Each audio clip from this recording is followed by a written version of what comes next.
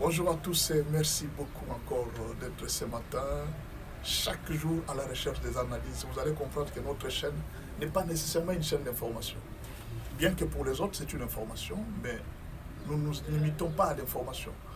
Nous faisons des analyses sur l'information, sur les événements, sur la situation. C'est ça en fait, si vous voulez comprendre notre chaîne, c'est celle-là. Si on nous amène une information, nous faisons l'analyse, nous vous montrons, nous vous aidons à comprendre les mauvais et les bons côtés de l'information. Maintenant, c'est à vous de trouver une conclusion, de voir si cette information est bonne ou bien si elle est mauvaise. C'est le travail que nous faisons en fait. Nous vous aidons. Aujourd'hui, nous sommes vendredi, le 16 janvier, c'est le jour de la mort de Lumumba.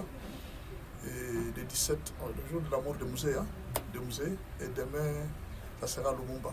Bon, en fait, la journée des héros de notre pays.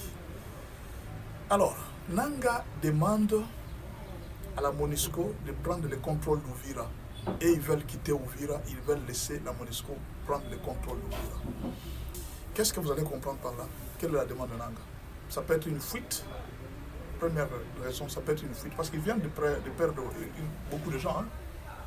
Ils n'ont pas décidé pour rien. Ils ont perdu beaucoup de gens. Mais il faut faire très attention.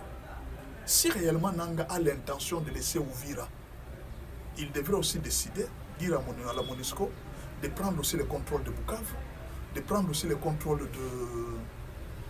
de Goma, et peut-être eux, ils voulaient se donner à la paix. Nous abandonnons la guerre, nous abandonnons la lutte militaire, nous voulons entrer dans la lutte politique.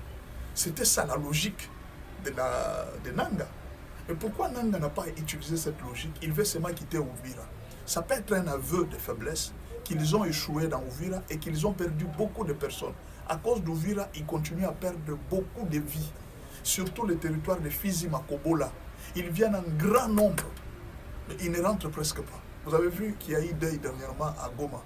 C'est parce qu'il y a eu beaucoup de morts. Et moi, je vous dis qu'il y a beaucoup de morts. Ça ne veut pas dire que de notre côté, il n'y a pas de morts. Il y a aussi des morts de notre côté. Mais ils ont perdu beaucoup de morts. Nous sommes 120 millions, ils sont 14 millions. Il va se retrouver un moment où au Rwanda, il n'y aura plus d'hommes, il n'y aura que de veuves. Parce que Kagame est en train de prendre tous les jeunes Rwandais, il les amène à la guerre. Il les amène à la guerre pour une cause existentielle.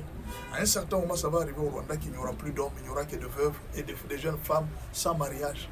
Et à la longue, ils seront obligés de courir maintenant derrière des pays pour chercher des mariages. Ils reviendront encore au Congo pour chercher des hommes, ils reviendront encore. Et c'est une... Kagame est en train de vouloir résoudre un problème, mais il est en train de détruire le problème. Donc, c'est-à-dire, il est en train de chercher un fruit, mais il est en train de couper